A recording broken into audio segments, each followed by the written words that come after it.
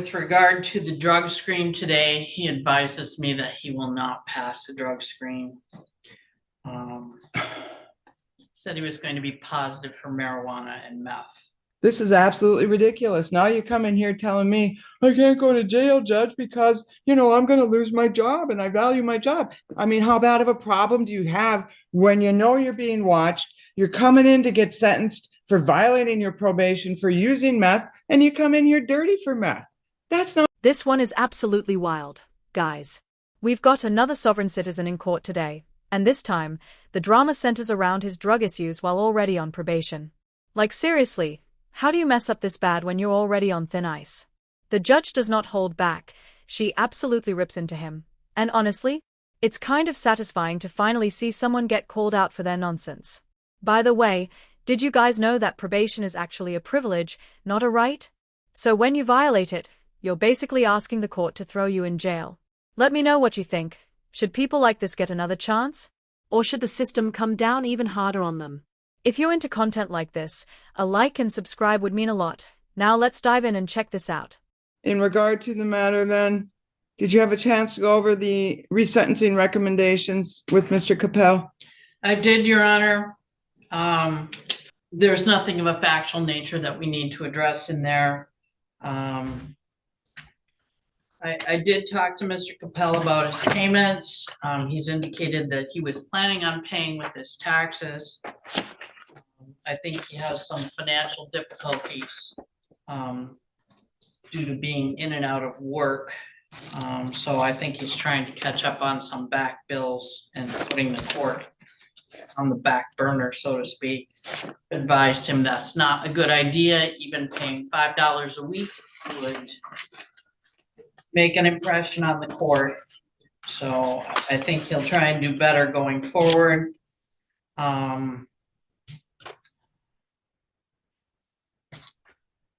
With regard to the drug screen today, he advises me that he will not pass the drug screen. And in what respect are we not going to pass? Said he was going to be positive for marijuana and meth. Well, I think that's a real good reason, Mr. Capel, to start looking at why you can't make any probation cost payments. You're spending it all on meth. Anyway, go ahead, Ms. Schaub. I'm sorry. Go ahead. Your Honor, he was honest with me that he would not pass. I discussed with him where he got it, and he apparently said it was a gift. But obviously, given his circumstances, that was not a wise choice. But he does have a full-time job. If he goes to jail for 15 days, I don't know if that job will be available when he gets out of jail. So I don't know what the court wants to do with Mr. Capel. I don't know how. I had notes prior to his pleading to this that he had been testing clean and doing what he was supposed to do, but apparently he's gotten a little bit off track. I'm hoping the court will give him one more break and not put him in jail today. Thank you. Mr. Capel, anything you'd like to add? Yeah, I work at hometown right now. We're reduced to winter hours. What? We're reduced hours right now because it's the slow season. So I'm only getting like 32-ish a week. So it's like $500 a paycheck, roughly, give or take, after taxes. But I should have enough today for, if not half, majority of the court costs that I owe. Because of 4 seasons, I clocked enough hours, I think.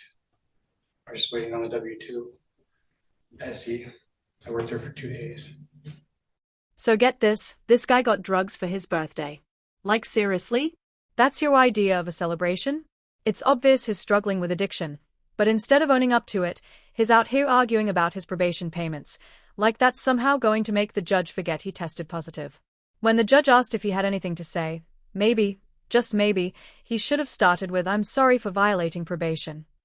But nah, he's acting like he's negotiating a refund, not standing in a courtroom. Look, probation payments matter, sure.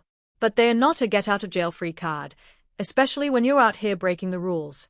And let's not forget, this guy's a repeat offender. So what do you think? Is this guy totally clueless, or just bold to the point of delusion? The judge? She's not having any of it. And just wait, she's about to tear into him, and it's honestly so satisfying to watch. Judges are legally required to consider public safety and probation violations, and this guy? He's basically a walking bad decision. And wait until she brings up one of his past cases. You'll be wondering how this guy's even walking free right now. It's hard to feel bad for someone who's doubling down on dumb arguments. Think this guy has any shot at turning it around? Or are you not buying it?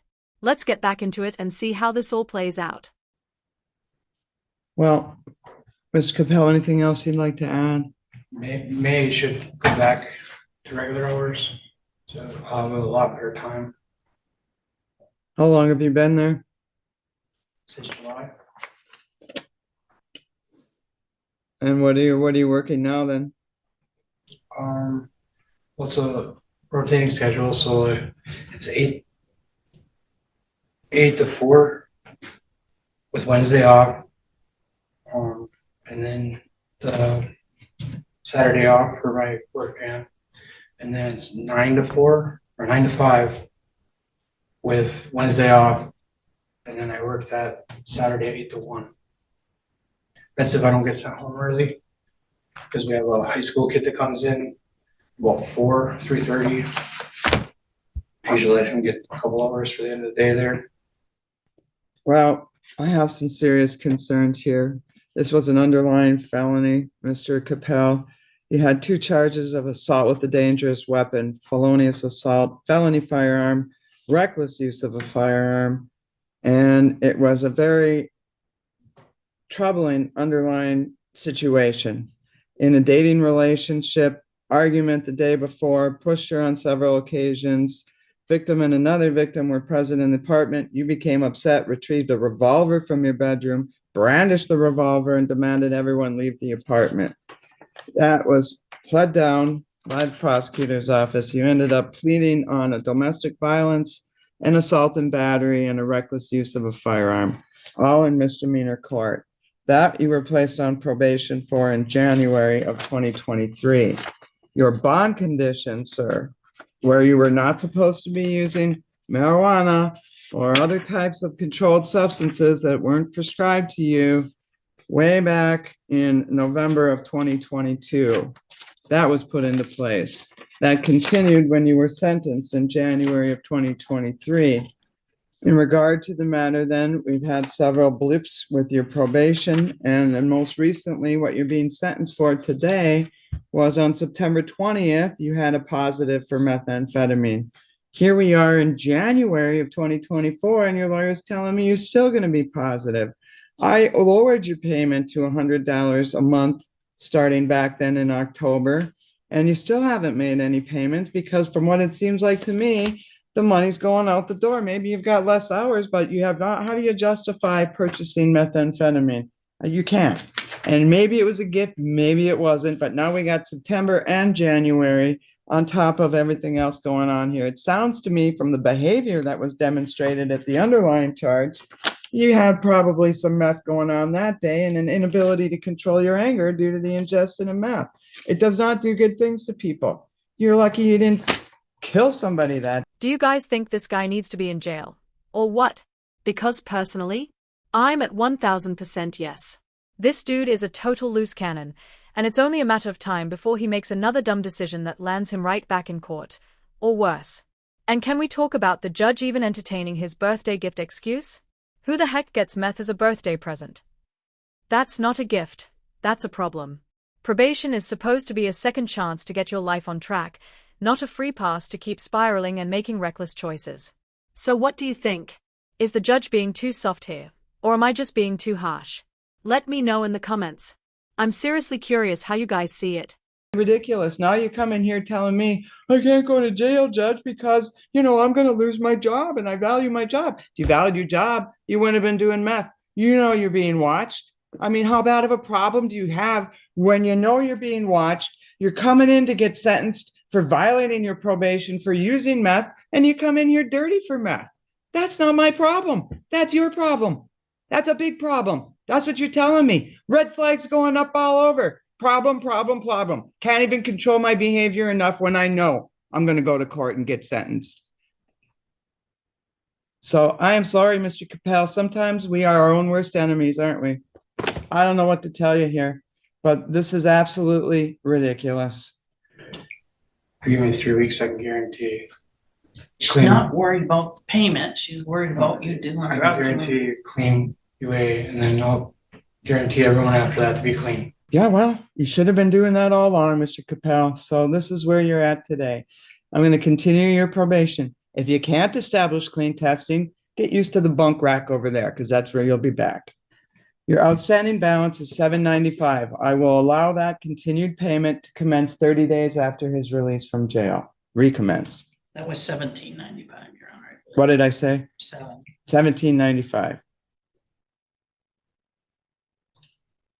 I'm not going to assess another attorney fee. We'll take that off of there. Can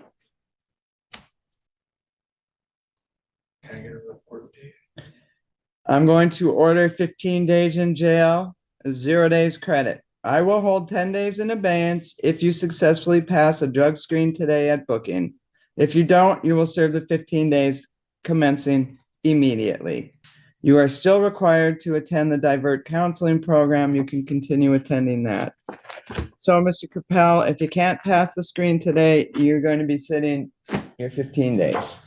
And Can't get a then check-in date, so. No, it's right now. when you Right now. get out of jail, you check in with your probation officer as soon as possible. Right now, Mr. Capel, you made this bed yourself. Think about it. You got 15 nights to think about it. Sign, and then he'll take you down to probation. Yes, he's going to jail either for 5 days or 15, depending on him.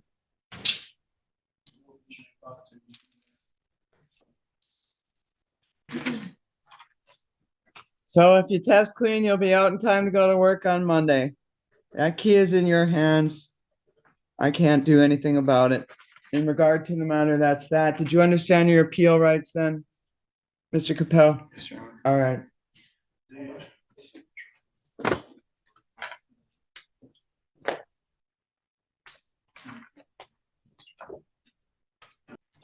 Two. Honestly, I feel bad for the judge in this situation. Addiction is a huge issue in America. It's not just about making bad decisions, it's about being caught in a cycle that's incredibly hard to break. Judges are stuck trying to balance fairness with public safety, and I can't imagine how frustrating it must be to deal with people who just don't take their second chances seriously. That said, public safety has to come first. People struggling with meth addiction who refuse to take any steps toward recovery need to be locked up and given real treatment. You can't just let them run loose. It's dangerous for everyone. Just look at this guy, running around his apartment, threatening people. That's not someone who's in control.